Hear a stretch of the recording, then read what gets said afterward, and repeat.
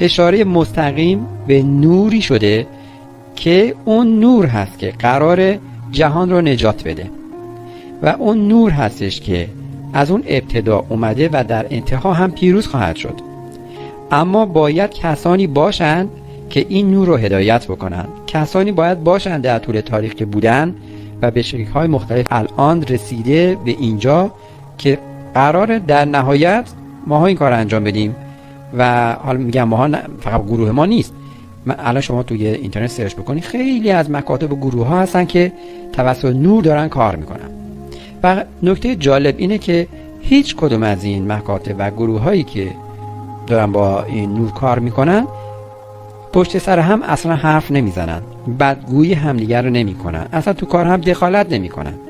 برعکس مکاتب دیگه که به شدت همدیگر دارن میکوبن، تمام مکاتبی که با نور و عشق کار میکنن سرشون تو کار خودشونه و دارن راهشون رو، حالا هر کدوم به این روشی که خاص خودشونو دارن. ما هم روش خاص خودمون همین ارتباط با نور هستش. می اومدن با چاقو و شمشیر و نمیدونم تیرکمون و اینجور چیزا زخمی می شدن و باز با درد زیاد می مردن.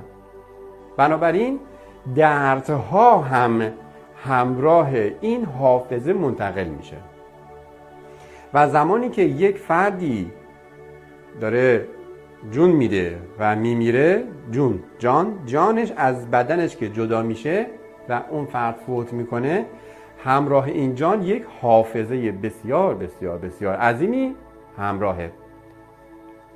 خدا ترابایت حافظه شد و توی این حافظه جان هست که تمام این موضوعات ذخیره میشه و ثبت و ضبط میشه و از زندگی به زندگی بعدی منتقل پیدا میکنه. این جان همراه روح حرکت میکنه. این جان به روح جان میده. اگه جان نباشه روحی در کار نیست، میمیره روح هم. و اینها به جسم حرکت میدن. وقتی اینها از جسم جدا میشه، جسم دیگه هیچ حرکتی نداره، میفته و به اصطلاح میگن طرف مرد یا مرگ اتفاق افتاد. خیلی خب، حالا زمانی که این حافظه همراه این جان و همراه این روح حرکت میکنه، از یک زندگی به زندگی بعدی میخواد منتقل پیدا بکنه، همونجوری گفتم تمام تجارب و کارها و اینا رو همراه خودش میبره. در اصطلاح بهش میگن کارما. ما اینجا بهش میگیم حافظه جان که توی این حافظه همین ثبت و ضبط شده. توی اونجا میگن میخوایم کارماسوزی انجام بدیم یا کارماسوزی شکل بگیره. یعنی چی؟ یعنی موضوعات منفی داخل نتیجه اون کاری که اون شخص انجام داده در طول زندگیش با اون ارتباط یا کارهایی که میخوان انجام بدن یا مانترا خوندن یا هر چیزی، اون کارما اصلاح یا کاملا از بین بره.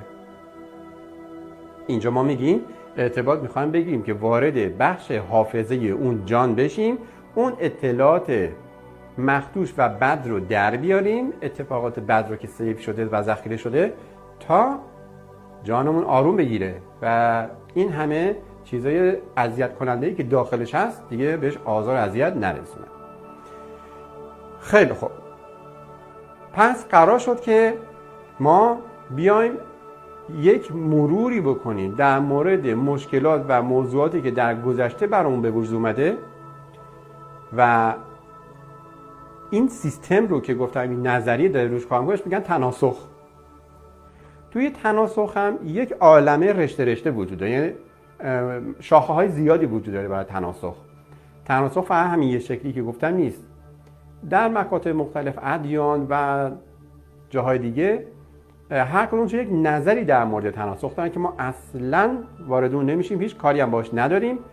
همونجوری گفتم ما مستقیم میخوایم بریم سراغ حافظه جان و با اون کار داریم. خب حالا من به عنوان یه فردی که در 200-300 سال پیش داشتم زندگی میکردم، اون موقعم خبری از لوازم امروزی نبوده، با تیرکمون و شمشیر و این حرفا دارم حرکت میکنم میرم. خب همچنین دارم میرم یهو حواسم میره به همسایه بغلی. همسایه دارم نگاه میکنم، میرم صاف تو دره، کمرم میخوره به یه سنگی و میشکنه و بعد از درد خیلی زیاد کمر که شکسته میمیرم. این شد یک. زندگی بعدیش سر یه ماجرای با یه نفر نزاع پیدا میکنه، اینا یه شمشیری یه چاقوی میزنن تو دلم میمیرم.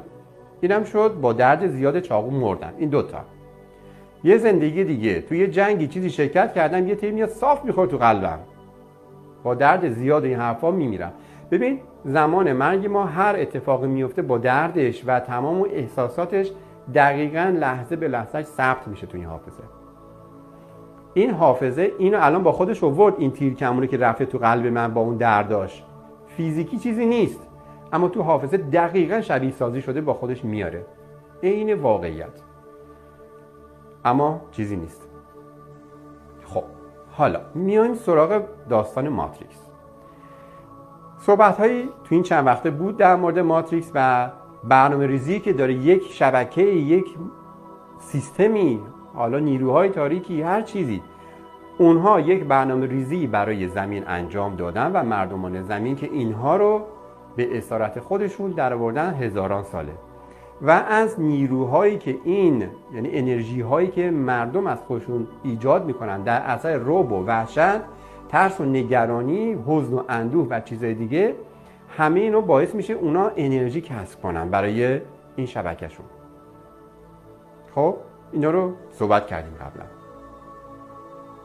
حالا این سیستم از اونجایی که دسترسی کامل به تمامی اطلاعات داره، میاد چیکار میکنه؟ روی جنینی که داره شکل میگیره در رحم مادر کدگذاری میکنه و تمام وقایعی که قرار اون توی زندگیش اتفاق بیفته رو براش میچینه و یک موضوعی رو در اون میخواد مختل بکنه در اون جنین. این موضوع کجاست؟ تو روحشه، هنوز نیامده، اما الان برنامه ریزی و کدبندیاشو توی جنین انجام میده که وقتی روحش اومد و نشست در این جنین، شروع کنه تخریب اون موضوعی که الان میخوام بگم چیه، که اون رشد نه تنها رشد نکنه، بلکه روز به روز، یعنی زندگی به زندگی که همینجور داره میره جلو، کمتر کمتر و کمتر بشه تا جایی که کامل اون از بین بره و دیگه هیچ چیزی در وجود اون روح باقی نمونه. ما اومدیم چند روز پیش در مورد، دیشب بود یه لایو گذاشتیم در مورد اصلاح روح، اصلاح خالص بودن روح‌ها، و ما خواستیم روح‌ها رو خالص‌تر کنیم توسط یه سری ارتباطایی. تا یه جایی باید جلوی این گرفته بشه و اجازه دیگه ندیم که ما کسایی که درصد بالای 70-80% روحشون خالص هست، اینها هی روز به روز بخوام بدتر بشن. بنابراین با ازدواج این روح‌های خالص با ناخالص ها، جنینی که به وجود میاد یک روح ناخالصه، درصد خالصیش میاد پایین، تاثیر روش گذاشته میشه در اثر همین موضوعات برنامه‌ریزی که گفتم. و ارتباطی که ما دیشب دادیم، خواستیم افرادی که خالص هستن هم دیگر پیدا بکنن و با ناخالصی ها ازدواج نکنن. خب اون مال موضوع دیشب بود. الان ربط پیدا میکنه به اینجا که زمانی که یک روح داره میاد قرار میگیره در اون جنین در رحم مادر، این جسم کدبندی، کدگذاری شده و کاملا قابل ردیابی هست که چی موضوعاتی میخواد دنبال بکنه و چی کار میخواد بکنه در طول زندگیش. وقتی که این روح میاد روی این میشینه، این جسم با این روحه الان خیلی با هم یکی نیستن و زمان میبره این دوتا با هم یکی بشن، چون دستکاری شده این جسم. الان این روح با خودش یک جانی آورده که کلی هم روش اطلاعات هست. اطلاعات میخواد بیاد سوار بشه روی این جسمه. خب حالا موضوعی که به اینجا ختم نمیشه که ما حالا یه عالمه اطلاعات ناقص و خراب و درد و مشکلات و مریضی ها و دیگه غم ها و غصه ها و ترس ها و وحشت هایی که مال زندگی قبل بوده، همه رو با خودمون آوردیم الان وارد این جنین کردیم با روح. همین نه. موضوع دوم، طبیعتا ما رو آقا لکلکه نیورده.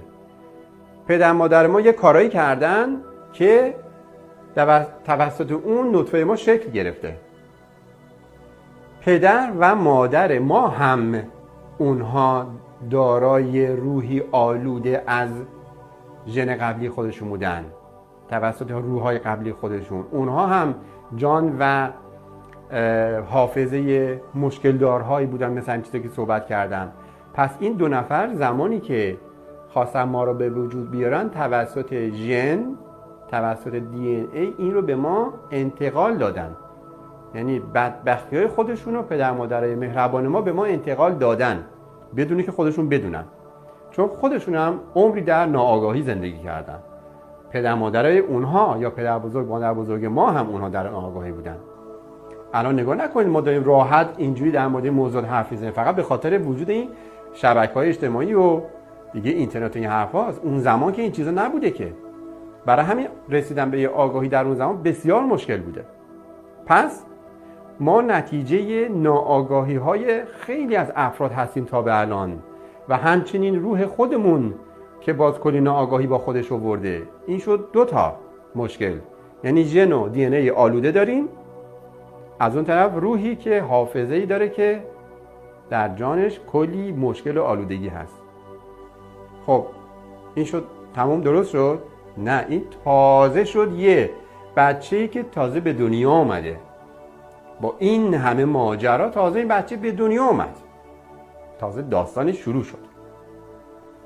خیلی خب پس بزرگ میشه این داستان رو حل میکنیم دیگه؟ نه، هنوز مونده.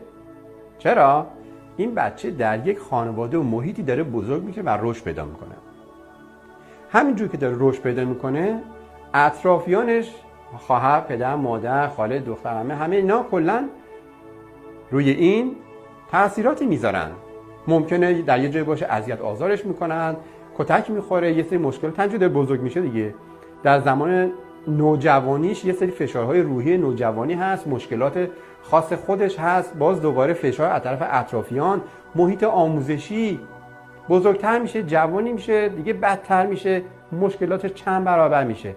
یعنی هر چقدر که این داره رشد میکنه، هر کی میرسه از هر جایی یه سیخی تو گوش و چش و چالش میکنن، یعنی هر جای بدن یه سیخ فرو میکنن.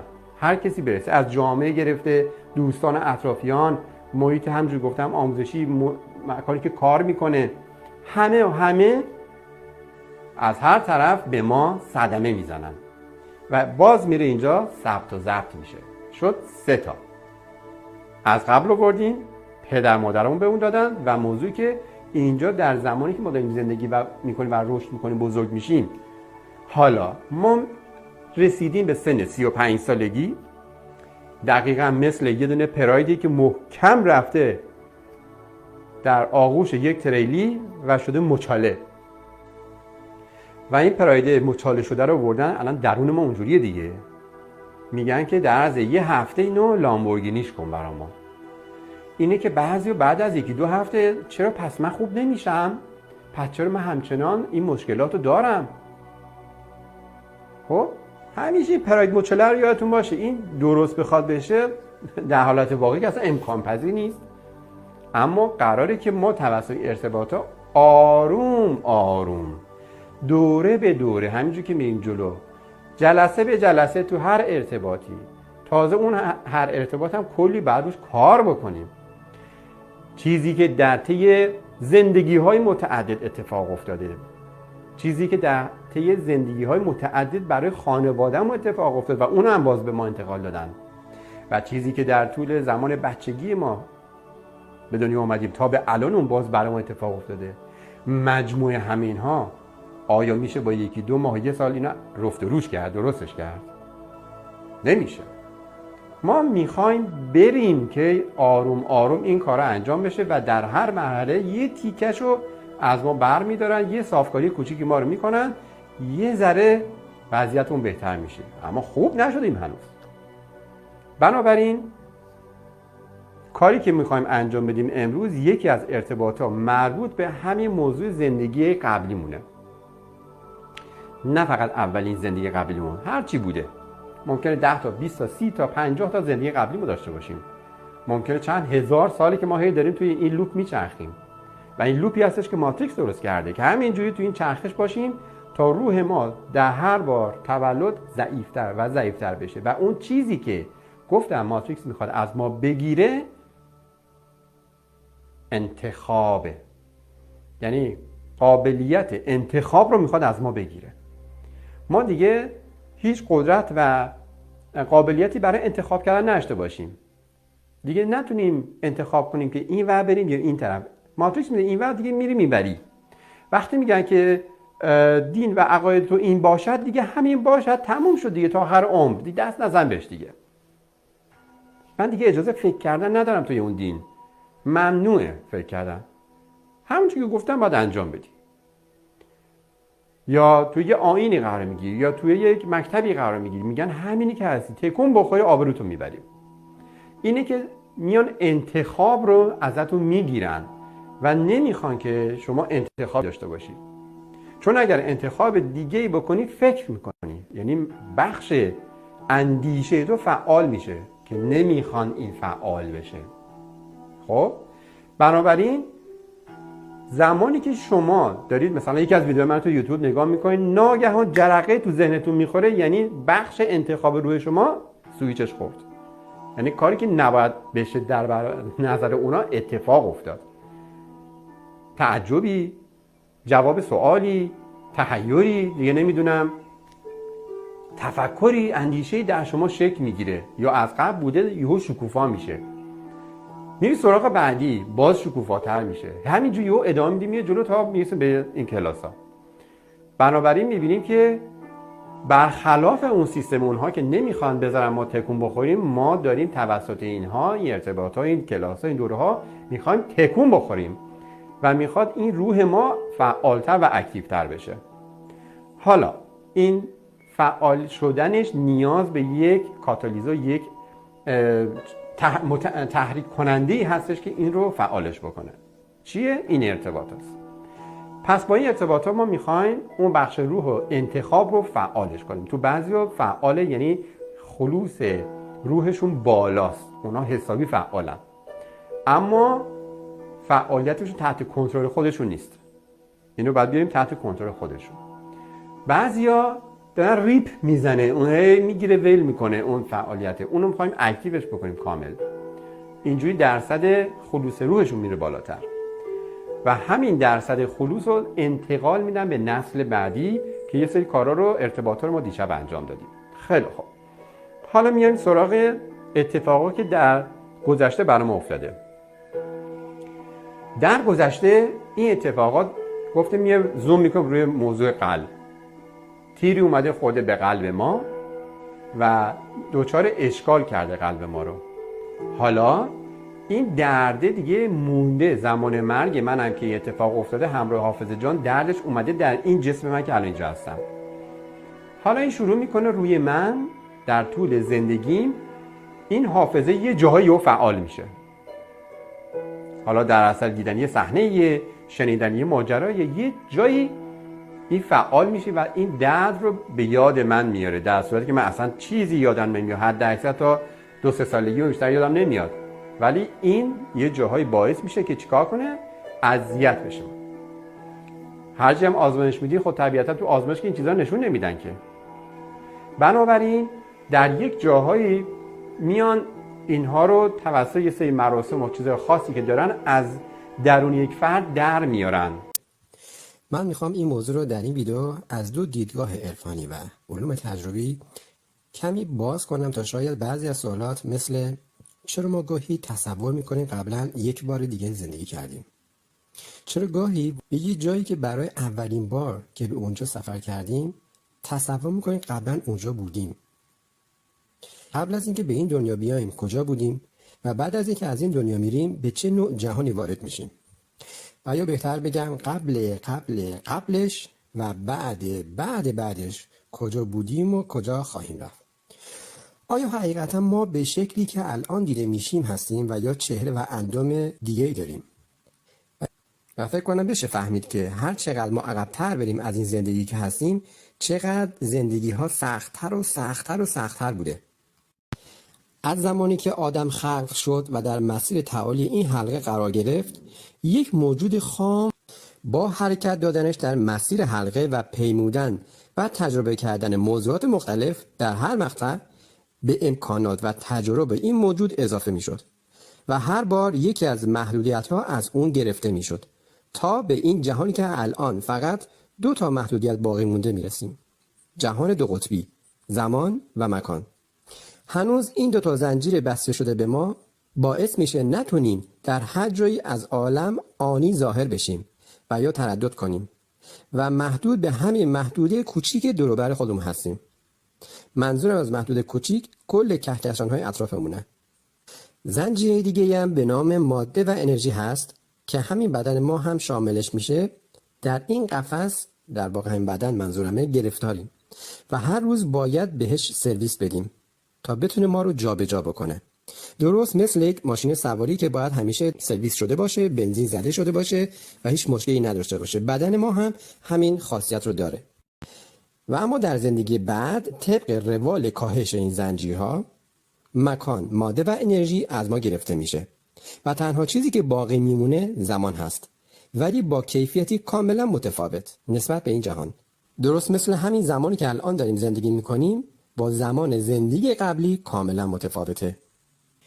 در حال حاضر به دلیل حضور در این جهان که لازمه زندگی داشتن زمان و مکان و انرژی و ماده است، از درک جهانی که به اینها نیازی نباشه کاملا عاجزیم و فقط با مثال و استفاده از واژه‌هایی که فقط در این جهان کاربرد داره میتونیم در موردش حرف بزنیم.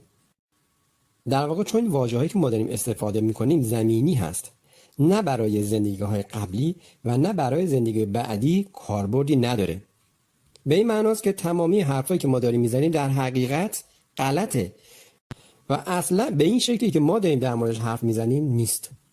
اما به خاطر محدودیت ادراکی که داریم و محدودیت واژه‌ها ما مجبوریم که به غلط از اینها استفاده کنیم که به یک نتیجه برسیم. به عنوان مثال شما میتونید تصور کنید که نیازی به بدن نداشته باشیم. اصلا برای ما غیر قابل تصوره. به محض اینکه فاکتور بی نیازی به بدن رو برای ادامه زندگی در نظر بگیریم کلا پوچ میشیم. برامون لذت غذا خوردن دیگه بی معنی میشه. رابطه جنسی وجود نداره چون اصلا بدنی نیست که جنسیتی وجود داشته باشه. مفهوم زن و مرد از بین میره. مفهوم با هم بودن از بین میره. وقتی میگم مکان از ما گرفته میشه یعنی دیگه جایی برای زندگی و یا تفریح کردن وجود نداره و کلا هیچ چی دیگه وجود نداره. اما زمانی که با چشم واقع بین به این موضوع نگاه میکنیم اینجوری میبینیم که زندگی بعدی اصلا نمیتونه با این تفاصیل جای جالبی باشه. ولی اجازه بدیم با چشم حقیقت بین بهش نگاه بکنیم ببینیم چی میبینیم. بدنی نداریم که محصور در اون باشیم و لازم باشه هر روز بهش سرویس بدیم و رسیدگی کنیم. از شر هرچی بیماری و درد و مشکلات مرتبط به اون هست خلاص میشیم. برای حرکت فقط کافیه نظر کنیم یا به زبان ساده اراده کنیم و در هر کجای عالم که بخوایم آنن ظاهر بشیم. اما ما که جسمی نداریم که بخوایم هر جا سفر بکنیم. قبلا گفتم که بعد از مرگ و بعد از اینکه بدنمون رو از دست میدیم بخش دیگه ای از ما که تشکیل شده از تمامی خاطرات، احساسات و عواطف، عقل و شعور به نام کالبد ذهنی به زندگی خودش بعد از مرگ ادامه میده. در واقع با هر بار مردن ما به شکل تازه‌ای در جهان بعدی متولد میشیم. چون در طراحی خالق هیچ قسمتش تکراری نیست. در اشعار عرفای ایرانی اشارای زیادی به این موضوعات شده و من از خوندن اشعار اونا خودداری میکنم و ما هنوز اینجا به خاطر زمان گیر افتادیم. و علت این که ما نمیتونیم درکی از همه ماجرا داشته باشیم فقط به خاطر اینکه توی این جهانی هستیم که از ماده و انرژی و زمان تشکیل شده. حالا میریم سراغ جهان واقعیت. تا قبل از اینکه اینترنت به خونه های ما بیاد تنها دسترسی عموم به اطلاعات کتاب و مجله و روزنامه و رادیو و تلویزیون بود. رادیو و تلویزیون که کلا بذارین کنار چون هر آن چیزی که از اون پخش میشه دروغ محضه. کتاب ها و مجله ها هم محدود بودن و اگر کسی موضوعی رو میخواست پیدا بکنه نمیتونست به راحتی به اونها دست پیدا بکنه. تا اینکه با ورود اینترنت به عرصه اطلاع رسانی هر کسی میتونست یافته‌هاشو با دیگران به اشتراک بذاره و از اون به بعد بود که کم کم مشخص شد بسیاری از حقایق علمی و اکتشافاتی که بشر بهش دست پیدا کرده بود یا خیلی کمرنگ تا اون زمان بهش پرداخته شده بود یا اصلا مطرح نشده بود. مخصوصا زمانی که گوشی‌های هوشمند مجهز به دوربین و ضبط صدا به بازار اومد، کلا ماجرا عوض شد. حالا دیگه هر کسی میتونست با یک موبایل از هر چیزی که میخواد فیلم بگیره و با اطلاعات موجود در اینترنت مطابقتش بده و یا یافته هاشو به اشتراک بذاره و دیگران از اون مطلع بشن. حالا این یافته ها، فیلم ها و چیزایی که توی اینترنت گذاشته میشه تا چه حد درسته، غلطه، اون دیگه بستگی به کاربری داره که داره از اونها استفاده میکنه. با اکتشافات فضایی و عکس برداری از کهکشان‌های دوردست، با دیدن این همه عظمت که میتونه بی نهایت سیاره مثل زمین وجود داشته باشه با امکانات حیات، حتی بسیار پیشرفته‌تر از زمین و قدیمی‌تر از کهکشان ما، جای هیچ شکی نمیذاره که ما در این گیتی پهناور تنها نیستیم. هنوز بشر هیچ اطلاع درستی از چگونگی پیدایشش روی زمین نداره. هنوز نمیدونه ماه از کجا سر و کلش پیدا شده. خب همه اینا نظریه هست و گاهی هم اینها همه رد میشن. به عنوان مثال با بررسی ماه متوجه شدن مقدار زیادی اورانیوم و پلوتونیوم مصرف شده روی ماه هستش که مربوط به مصرف راکتورهای اتمی هست. اونجا چیکار میکنن این میزان از اورانیوم و پلوتونیوم مصرف شده؟ یا اینکه ماه فقط یک سمتش به سمت زمین هست و پشتش که نیمه تاریکش هست هیچ وقت به سمت زمین بر نمیگرده و انسان هیچ اطلاعاتی از اون پشت نداره. در صورتی که از اینجا داره مریخ رو رصد میکنه، بررسی میکنه، هزار تا اکتشاف رو مریخ انجام داده، ولی ماه که همین بغل دستشه پشتش رو نرفته ببینه. علت چیه؟ درباره همه این موضوعات ویدیوهای بسیار زیادی در یوتیوب هست که همونجور گفتم من نمیتونم به همه اونها برسم و همه اینجا توضیح بدم و شما خودتون زحمت رو باید بکشید و اینها رو ببینید و بررسی کنید. اما من با بررسی بیشتر این ویدیوها و دیدن بیشتر اینها به یک نتیجه رسیدم و اون این که ما رو آوردن از جای دیگری و در اینجا گذاشتن و دارن ما رو ارتقا میدن. با دیدن بیشتر این ویدیوها در یک جمله بسیار کوتاه اینطور میتونم بگم که اینها میگن ما رو به اینجا آوردن از جای دیگری و در اینجا دارن ما رو پرورش و ارتقا میدن. شکل و بدن ابتدایی بودیم و به مرور زمان در روی کره زمین رشد کردیم و ارتقا پیدا کردیم. حالا چه کسانی یا چه موجوداتی ما رو به اینجا آوردن، هدفشون از این کار چی هست، هنوز مشخص نیست. چند مقام بلندپایه کشورهای مختلف، نه مردم عادی، تایید کردند که مدت هاست بیگانه ها به سیاره ما رفت آمد میکنن. بیش از 2000 هرم در سطح زمین، زیر اقیانوس‌ها و زیر یخ‌های قطبی و همچنین در صحراها پیدا و هیچ جانداری به جز درخت‌ها در اونجا دیده نمیشن و هر حیوان و یا انسانی به اون محدوده نزدیک بشه کاملا ناپدید میشه. توسط تلسکوپ‌های رادیویی در دوردست‌ها ستاره‌ای کشف شده که در مدار اون یک تمدن در حال چرخشه و از انرژی پلاسمای آن ستاره داره تغذیه میکنه و پس از بلعیدن اون ستاره به ستاره دیگه‌ای کوچ خواهد کرد. هزاران هزار مطلب و اکتشاف حیرت انگیز که همه بعد از عمومی شدن اینترنت به ناگاه نمایان شد. من به درست یا غلط بودن این اکتشافات و نظریه کار ندارم. موضوعی که نظر من رو جلب کرده اتفاقات این چند دهه است. انگار نوع تازه‌ای از بشر خلق شده. چرا اینترنت رو عمومی کردن؟ آیا فرمان از جای دیگه‌ای رسیده که زمان این رسیده بشریت به عرصه آگاهی قدم بذاره؟ تا قبل از این چند دهه جنگ‌های مختلف و خانمانسوز، به کارگیری بمب اتم، جنگ سرد دنیا را به ورطه نابودی داشت می‌کشوند. اما به ناگاه با انفجار تکنولوژی و اینترنت انگار صلح جهانی برقرار شد.